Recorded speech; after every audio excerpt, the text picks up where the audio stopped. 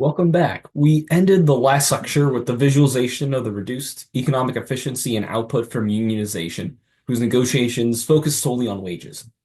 Now, it's important to note that this is not the same results for, like, back in the day, looking at coal miner unions demanding safety. This is specifically looking at when the negotiations focus on wages. However, what we saw earlier in that previous example was really the worst case scenario. And what we would expect if the negotiation process was simply unions making a single demand and firms accepting it and firing people. No negotiation back and forth, no other things being considered. But really, that's not realistic. And through the negotiation process, firms and unions can reach agreements that benefit one party without costing the other party too much. So until now, we looked at the position of firms' labor demand curve and the union's ability, or excuse me, utility function. But in reality, firms and unions negotiate back and forth with each other. This can bring them off of the labor demand curve in our simple model. And this is what we're going to be exploring in this lecture. So we're going to drive a firm's isoprofit curve over this next slide so we can see how firms and unions will negotiate. This is like the first step. Excuse me. The isoprofit curve shows the combination of workers and wages that yield the same level of profit. So each point on the line will have different wages and a different number of workers that are being employed, but the profit is going to remain the same. So this figure here on this slide shows two isoprofit lines. So this one curve here has a profit level of $150,000 for the firm, while this one up here has a profit level of $100,000. So any point on this line, the firm will have a profit of $100,000. Now, as we go higher away from the origin, the profit is going to fall. That's because the firm's, being higher up represents a higher labor cost for the firm. So, of course, that's going to take away from their overall profits. So, at this point, here at P, the firm makes $100,000 in profit, and they hire 100 workers at a wage of W0. Now, they could slightly increase the number of workers to 150. Out here at this point along that curve, they'd earn the same amount of profit, but they'd have to pay the workers slightly less.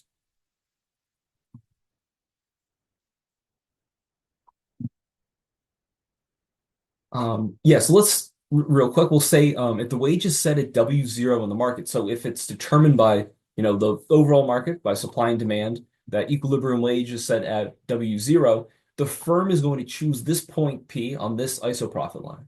Of course, they could choose a point on a higher isoprofit line up here, where there would be multiple points that match, 2 points that match that wage, way below 100 workers, way above 100 workers. However, at that isoprofit line or curve, because it's farther up, it's going to represent a lower level of profit. So this point P is the point where at that wage, the firm is able to maximize their profit.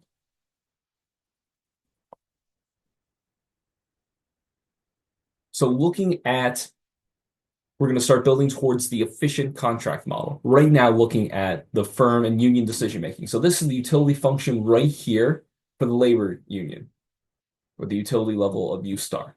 Right here is the firm's ISO profit.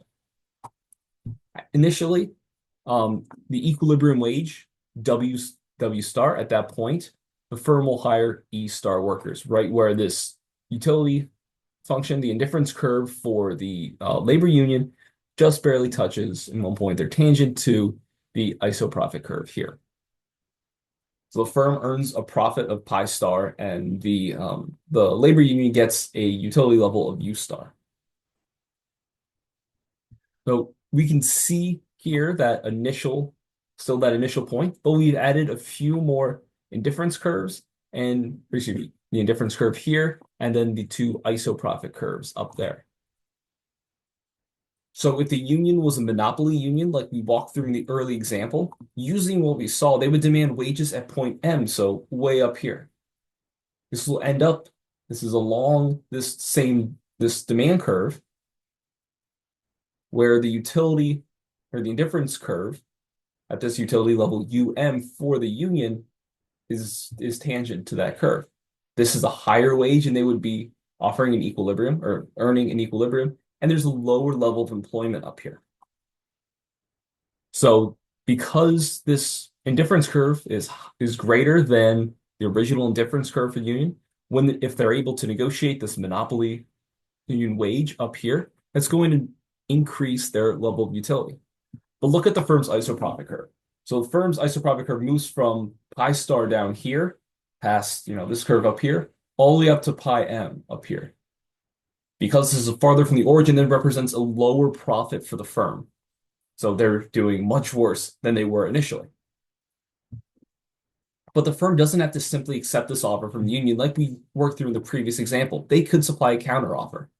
In this case, the firm would be happy to offer the wage level at point Q here. At this point, the wage is greater than the initial wage. It's up here instead of down here, but it's not quite as generous as what the monopoly union wage would prefer. However, it's on this indifference curve here, the same indifference curve as this higher wage. So the union would be indifferent between this point M here and the point Q down here, because while they may be receiving lower wages per worker, it's not only a smaller decrease of employment, it's actually an increase in employment. We're moving to the right of the initial employment level.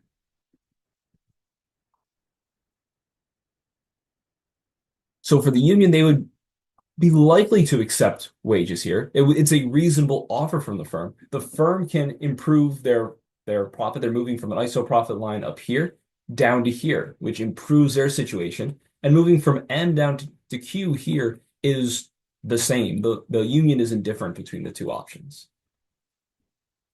As my hero Billy Mays used to say, but wait, there's more. Look at point R out here. Here the firm is receiving the same level of profit as they were at point M. So if we're looking on this previous ISO profit line, moving from here all the way down through here, the firm is indifferent between those 2 points.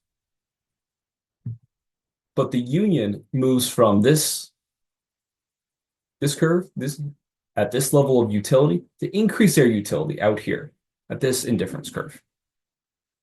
So that means they would be better off moving from M, this point here, out to R, this point here. Even though they're giving up some wages, they're gaining a lot more in employment for the workers that are members of the union. So if they think the firm would be likely to accept this wage right here, this WM, they would be like, it would benefit them if they would offer this slightly lower wage, but more employment up here. They would make themselves better off, and the firm would be no worse off than if they accepted this higher wage at point M. So let's think about this. At point Q, right here, the firm is better off than this monopoly wage here, and the union is indifferent. At point R here, the firm is the same, just as bad off, they receive they're on the same ISO profit line, so it's this exact same level of profit for them. They're different between the two, but the union is on a higher indifference curve, so they have greater utility from that, so they're better off there. So for the union and the firm, it pays to negotiate because through either of these options, one can benefit, or any point in between Q and R, both will have some benefit compared to this original point M.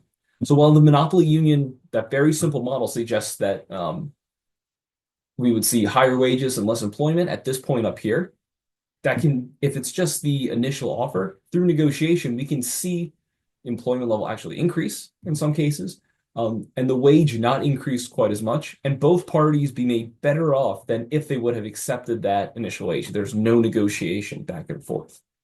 So both parties can make themselves better off by negotiating and offering a different wage employment combination.